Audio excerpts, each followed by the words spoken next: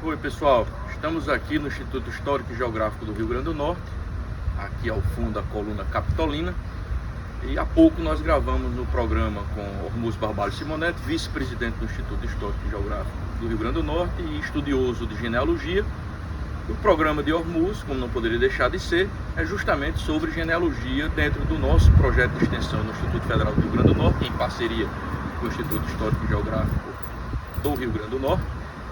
Genealogia, primeiros passos.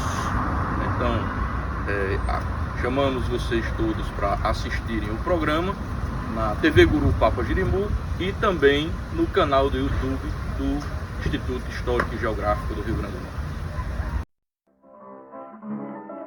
História e Memória, redescobrindo o RN. Meu nome é Ormuz Barbalho Simonetti, eu sou atualmente vice-presidente do Instituto Histórico e Geográfico do Rio Grande do Norte. Eu sou escritor, tenho 5 livros publicados, e o primeiro deles foi esse livro de genealogia dos troncos familiares de Goiânia. Esse livro eu escrevi 5 anos de pesquisa, e ele foi publicado em 2008.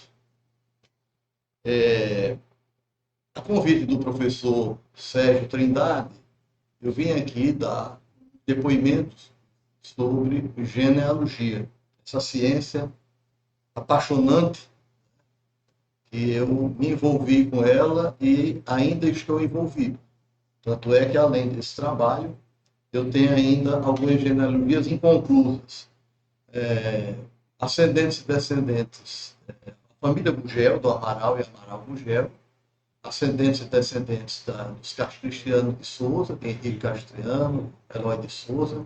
É uma família muito pequena, mas nós conseguimos reunir quase 90 pessoas. Né? E a genealogia de Estevão José da Rocha, que é o famoso Barão de Araruna. Esse Barão de Araruna não é só o da novela, ele realmente existiu, o Barão de Araruna. Ele tinha propriedades na Paraíba, no Rio Grande do Norte e aqui em Santa Cruz. E ele foi titulado pela princesa Isabel com esse título de Barão de Araruna.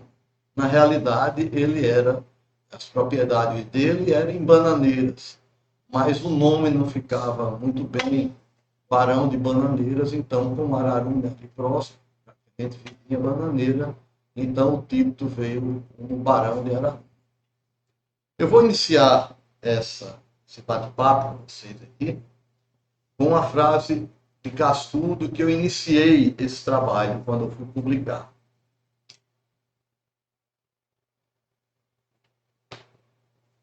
Cascudo disse: outrora havia orgulho em fazer-se viver a vida dos dias idos, mas presentemente sente-se o pudor, respeito, timidez, acanhamento em recordar o que desapareceu.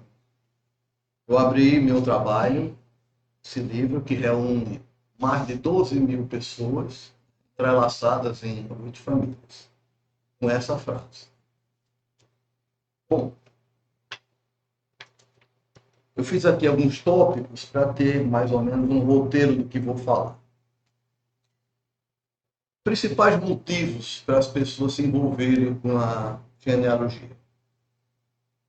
Então, às vezes a pessoa está tentando localizar algumas pessoas próximas, conhecer um pouco dos seus antecedentes, antepassados, né? E se envolve com genealogia, embora tenha poucas informações para se iniciar uma árvore genealógica. Outros querem um sangue azul na família, algum rei, algum príncipe, alguma pessoa que disseram que existia na família, e eles vão atrás dessa genealogia para localizar essas pessoas. Outros, porém, recentemente está muito.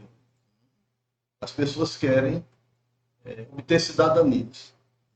Então, vai tentar fazer uma genealogia, principalmente os descendentes de Branca Dias, que foi uma judia Tristanova, que nasceu em Viana do Castelo, em Portugal, e morreu em Pernambuco, nasceu em 1515, faleceu na capitania de Pernambuco em 1558, E Branca Dias tem uma descendência enorme, principalmente no Seridó.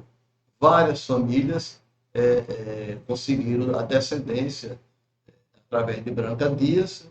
E minha filha, por exemplo, que mora em Portugal, ela é cidadã espanhola por conta dessa descendência de Branca Dias. Branca Dias é da família Galvão. E ela tem ramificação no Seridó, e ela hoje é cidadã espanhola por conta dessa judia cristã nova Branca Dias. Pois bem, então, no meu caso, foi um pouco diferente. 10 últimos anos de vida de minha mãe, eu passei a almoçar na casa dela, fazendo companhia. Eu trabalhava no Estado, depois do Banco do Brasil, eu sou aposentado do Banco do Brasil, voltei a trabalhar no Estado e ia para a casa de minha mãe e mexia em papéis, em fotografias antigas. E eu desejava saber quem eram aquelas pessoas que constavam naquelas fotografias. Algumas ela conhecia, outros parentes conheciam, mas a maioria não conhecia aquelas pessoas. Foi aí que me despertou a vontade de conhecer. E eu iniciei uma pequena genealogia. Mas quando ela tomou corpo, começou a crescer, eu vi que precisava de fazer aquilo de uma maneira mais profissional, de uma maneira maior, porque não dava para escrever aquela genealogia que eu estava fazendo em papel. Mesmo porque minha família se entrelaça muito. Para vocês terem uma ideia, eu tenho meu irmão mais velho, que é meu irmão e meu primo, porque meu pai foi casado com 2 primas legítimas. Então, a irmã mais velha da minha mãe, e esse meu irmão é filho da irmã mais velha, e os 5 outros filhos é filho da irmã mais nova. Somos filhos da irmã mais nova. Então, daí vocês têm uma ideia, e todas as 2 primas legítimas. A ideia de quão foi complicado escrever essa família. Se bem que, desses troncos familiares de Goianinha, que eu escrevi nessa genealogia, não se prendeu só a família. Minha família, Barbalho Simonetti, veio também a Revoredo, que deu início a tudo, veio a família Fagundes, veio a família Grilo, veio a família Lisboa, veio a família Villa, que foi o italiano que veio com Simonetti lá da Itália, no início de 1800. Então, são 8 troncos familiares que estão entrelaçados. E eu fui ajudado por um programa da Igreja de Jesus Cristo dos últimos dias, dos Santos dos Últimos Dias, mais conhecida pelos Mormons. Então, eles tinham um programa que já está desatualizado, já tem outros programas mais atualizados, em melhor condição de ser pesquisados, essa genealogia. No meu caso, era o Personal Ancestral File. É esse programa que eu usei para fazer esse trabalho. Então, eu iniciei com esse programa que me ajudou muito, principalmente as pesquisas que eu fazia nos CHF, que são os Centros de História da Família. Os móveis abriu as portas para mim, trabalhei naquele tempo ainda com microfilme, era muito trabalho, hoje está tudo na internet, está tudo muito melhor de ser pesquisado. Né? E naquela época a gente mandava buscar microfilmes e tal, e eles têm esses microfilmes, tanto aqui em São Paulo, como também, isso tudo está na sua igreja sede, que é em Salt Lake City, uma montanha de granito, que eles guardam tudo isso. Os seguidores da igreja, Jesus Cristo dos Santos dos Dias, mormons, eles são genealogistas por excelência. Todo mormon ele é um genealogista. Isso porque, nos seus ritos sagrados, existe a ordenância vicária ou ordenância para os mortos. O que é isso? São aquelas pessoas que não tiveram a oportunidade de conhecer o Evangelho, eles podem batizar essas pessoas fazendo uma genealogia e essas pessoas são representadas pelo ente vivo. Então, eles conseguem batizar essas pessoas, esses entes que já morreram, com a presença de um ente vivo. Então, por isso que todo mormon ele tem por objetivo escrever uma genealogia para, se acontecer situações como essa, ele poder batizar e as pessoas serem beneficiadas com o conhecimento do Evangelho. Para pesquisa de genealogia, você pode escolher as fontes primárias, que são os arquivos eclesiásticos, livro de batismos, nos cartórios você vai ter os inventários, os registros, né? E isso é muito importante quando você vai pesquisar. Nesse meu trabalho, eu tive alguns percalços, né? Porque a genealogia é a ciência que você, toda tristeza e toda alegria que você tem essa alegria solitária. Porque é uma pesquisa que você faz sozinho. Geralmente, ninguém estuda genealogia em grupo. Geralmente, você pode até discutir em grupo, mas a pesquisa, o estudo genealógico é um estudo que você faz solitário. Como eu disse, todas as emoções e as tristezas são feitas, são solitárias. Eu preferi trabalhar na madrugada. Quase 5 anos que eu pesquisei, às vezes até 16 horas por dia, porque a genealogia toma conta da gente como se fosse uma droga. Ela lhe arrebata e você pensa 24 horas em genealogia.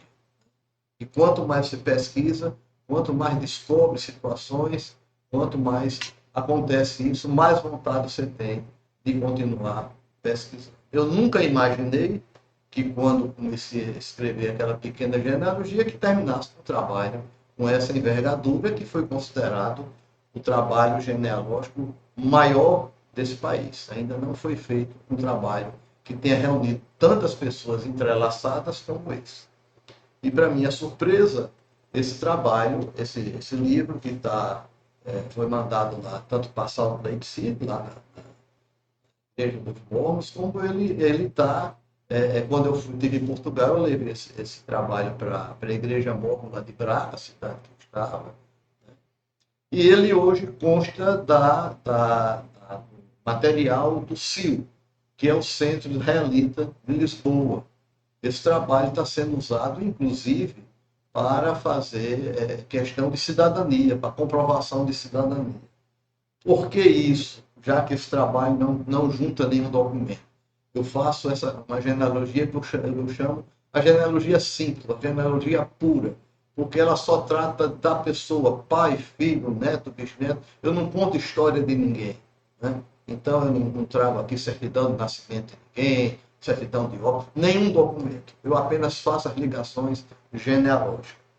Mas esse livro foi escrito em 2008 e Portugal só foi admitir a condição de cidadania em 2014. Então, esse livro ele está sendo adotado pelo CIL, segundo informações, porque 6 anos depois não teria nenhuma condição desse livro ter sido feito direcionado para beneficiar ninguém.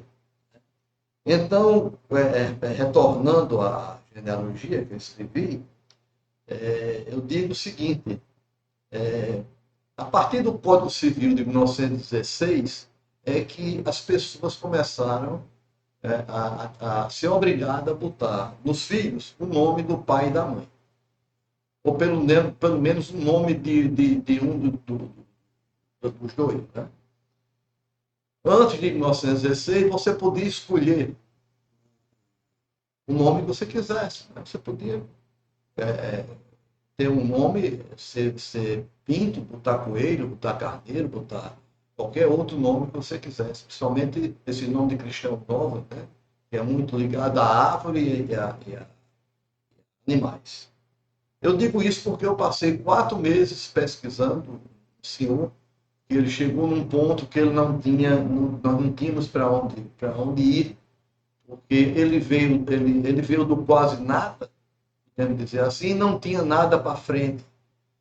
Era o senhor lá de Goiânia que eles chamavam de Seu Fagundes. Depois de algum tempo, ao longo desses 4 meses, eu consegui uma informação de uma neta dele, que já não morava mais no estado, ela me esclareceu isso, dizendo que o Fagundes dele foi porque ele gostou, achou bonito o nome. Ele não tinha nada de Fagundes. Então, ele adotou esse nome e ficou conhecido na cidade por Seu Fagundes. Imagine que situação para quem pesquisa genealogia. Como também as grandes emoções, eu descobri uma família inteira eu não sabia que existia, nem ele sabia que nós existíamos. Os Simonetti, uma filha do meu avô paterno, que tinha uma família inteira lá em São Paulo. Depois fizemos boas amizades, eles vieram aqui já 2, 3 vezes. E foi muito interessante descobrir essa família. E eles mais ainda, porque eles se achavam sozinhos dos Simonetti no Brasil, não tinha ninguém. Porque é uma diferença na família Simonetti, a que eu me refiro aqui, porque a nossa família Simonetti, ela chegou aqui a partir de 1812, 1814, né? Com esse cidadão italiano, Giovanni Battista Simonetti, genovês, possivelmente ou Gênova ou Parma, e ele veio com um amigo, né? Que depois se aparentado por conta de casamentos, o Pietro Nicolau Villa, que é da família Villa, que nós conhecemos aqui em Natal, dessa área aí de Morada da Paz, essa área de cemitérios. Então, mas existem outros Simonetti. Então, sempre que a gente faz contato com Simonetti, eu pergunto que Simonetti se chegou nessa época de 1800 ou chegou depois, porque na imigração, houve a partir do início do século, houve muita migração de italianos para trabalhar nas lavouras de café e tal, principalmente, né? Quando da liberdade dos escravos, chegou muita gente de lá. E Simonetti é um nome um tanto comum lá em Parma e em Gênova.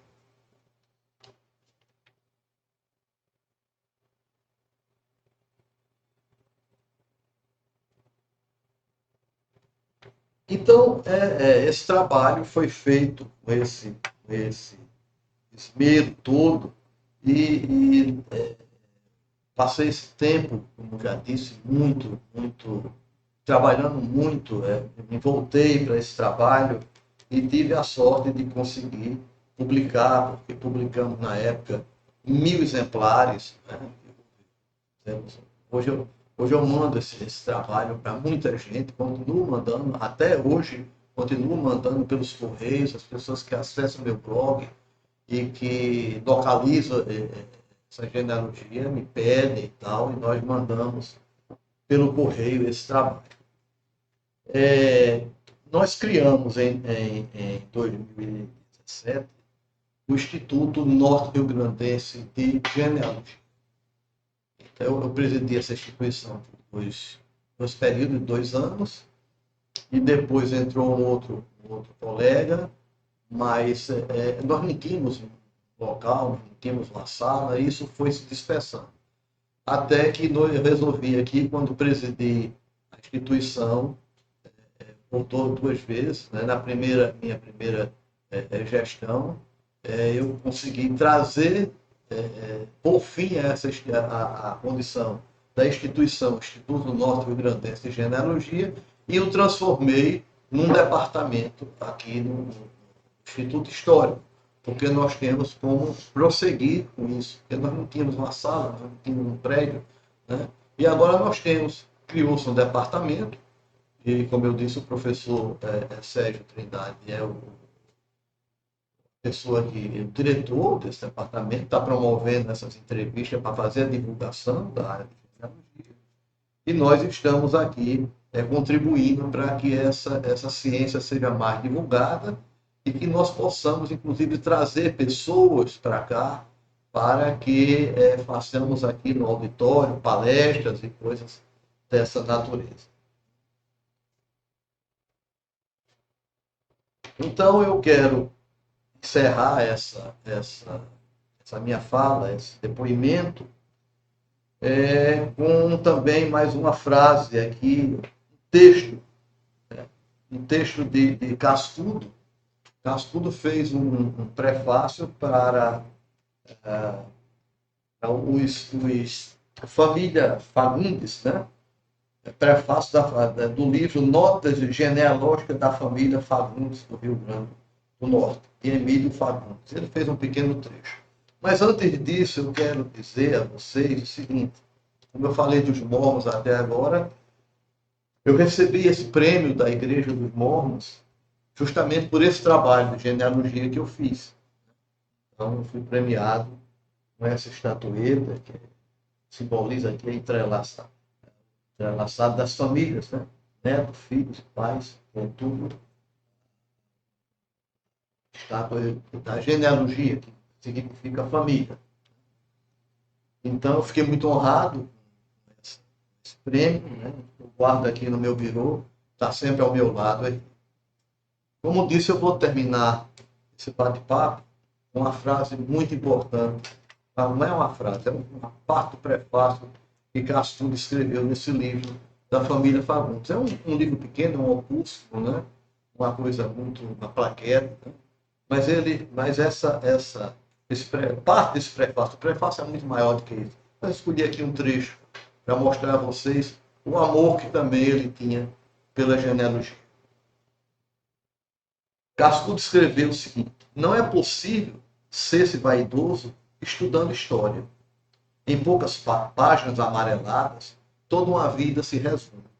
Aqui é o batizado, além o casamento, depois matrimonia-se os primeiros filhos e logo deparamos com a morte. Leva-se 10 minutos a ler e ali está toda uma existência, com suas vaidades, esperanças, ambições e desânimos. Não há nada mais carinhoso, acolhedor, mestre de modéstia, de simplicidade, doador de paz interior, que estudasse genealogia junto a papéis velhinhos e esquecidos. Muito obrigado.